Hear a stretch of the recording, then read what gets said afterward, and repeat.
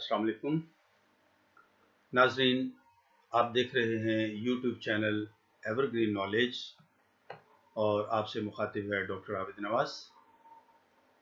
नाजरीन, हम गुफ्तगू कर रहे थे अल्फाज के हवाले से, जिसका मौजू हमने रखा था सरगुज़श्ते अल्फाज।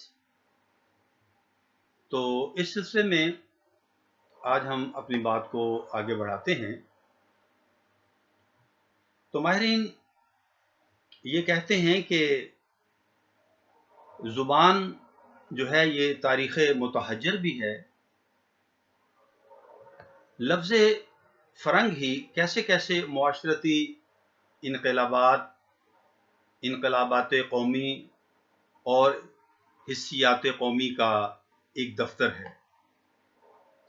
सलीबी लड़ाइयों में जबकि यूरोप की ईसाई कौमें बैतुल मुक़द्दस को मुसलमानों के कब्ज़ा से निकालकर अपने हल्क़ाए हुकूमत में दाखिल करना चाहती थीं, और हर एक कौम ने अपने बेहतरीन अफराद की खिदमत उस मजहबी जद्दोजहद में जो उस वक्त ख्याल की जाती थी, सरजमीन एशिया पर मैदान जंग में काम आने के लिए वक्फ कर दी थी।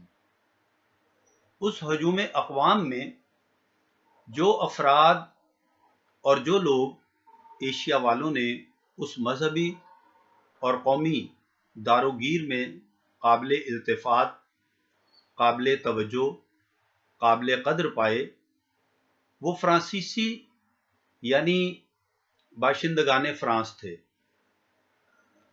नबर्द आजमाई में, सुलह व आश्ती में यही लोग सरगिरोह व सरकर्दा और मुमताज़ नजर आए। उन हालात में यूरोप से आने वाले सब के सब, खा वो किसी भी मुल्क या किसी भी कौम के थे, इसी नाम से मशहूर हो गए और आज तक हैं। नाज़रीन, इसी तरह एक और मिसाल लफ्ज़ मुग़लानी की है।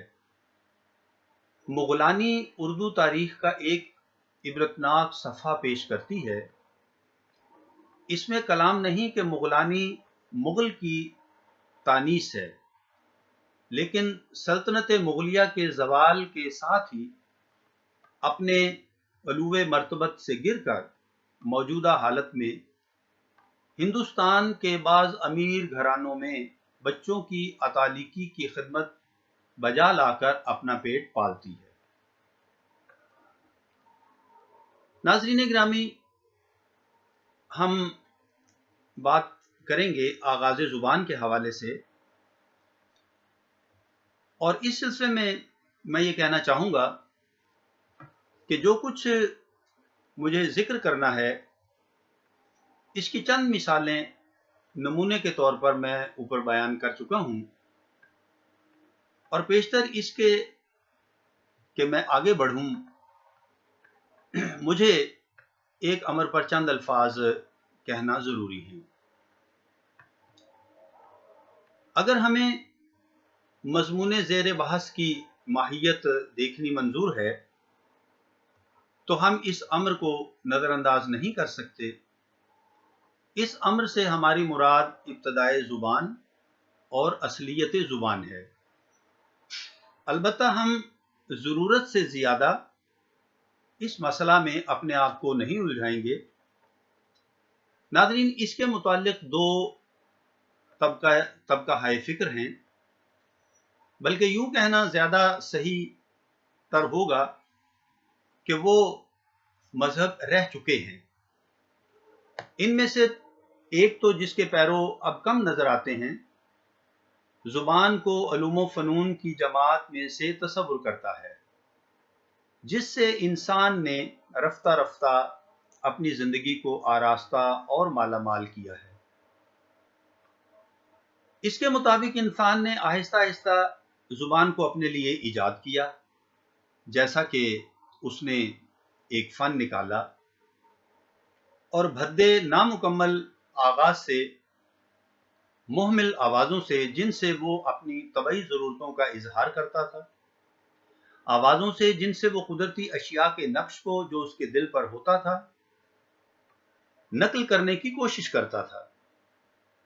رفتہ رفتہ اس نے وہ حیرت انگیز اعلی خیالات اور جذبات کے ظاہر کرنے کا پا لیا جو اب اس کی زبان کی شکل میں ظاہر ہے۔ ناظرین، زبان ایجاد کیسے ہوئی؟ اس کے بارے میں ماہرین یہ کہتے ہیں کہ ہم جو بات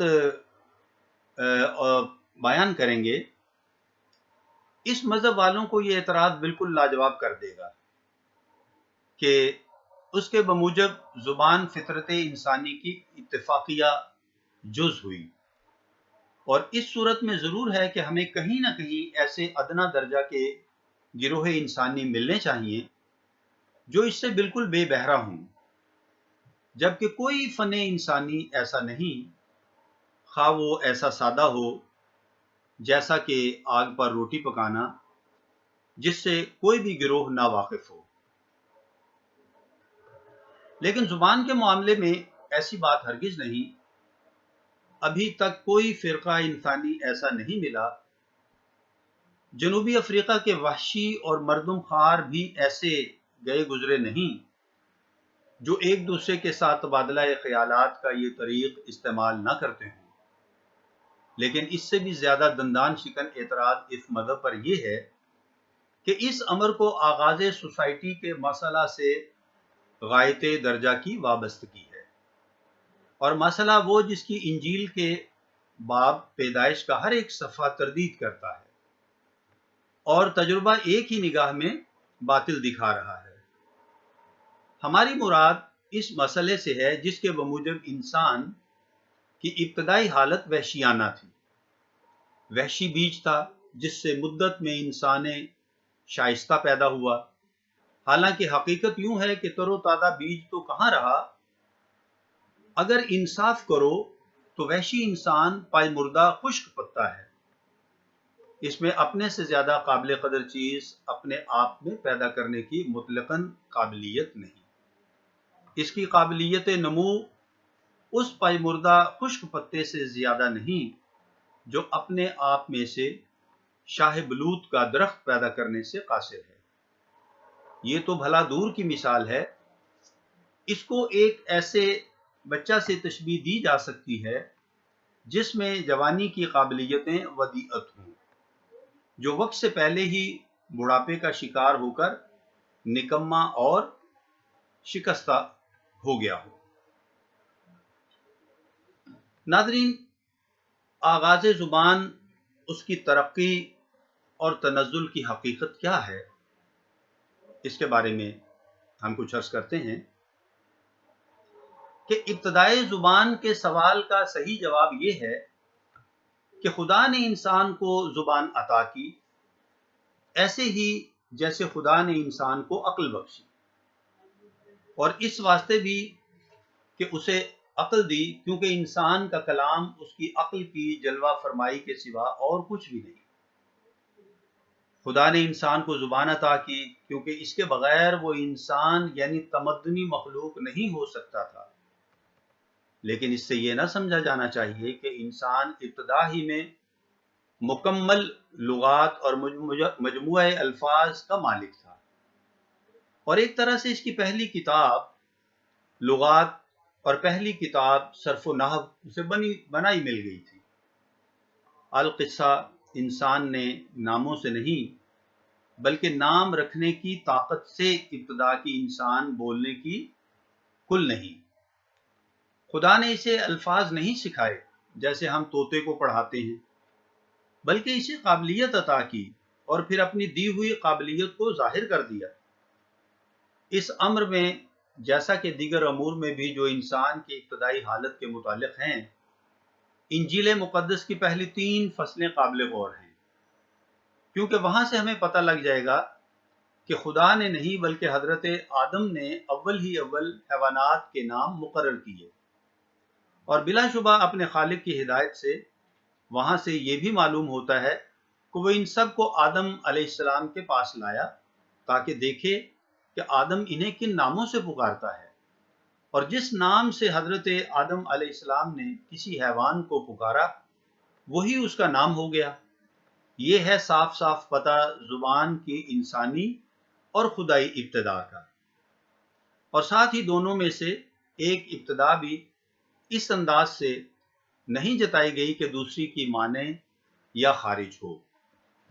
ناظرین، ہم اپنے آج کے لیکچر میں یہاں تک ہی بات کریں گے۔ انشاءاللہ ہماری یہ گفتگو جاری رہے گی، آئندہ لیکچر میں ہم اس سے آگے چلیں گے۔ اس کے ساتھ ہی ہم آپ سے اجازت چاہتے ہیں۔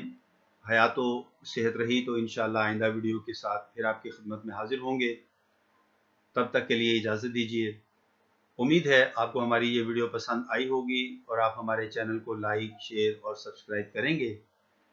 اللہ ہم سب کا حامی و ناصر ہو۔ فی امان اللہ۔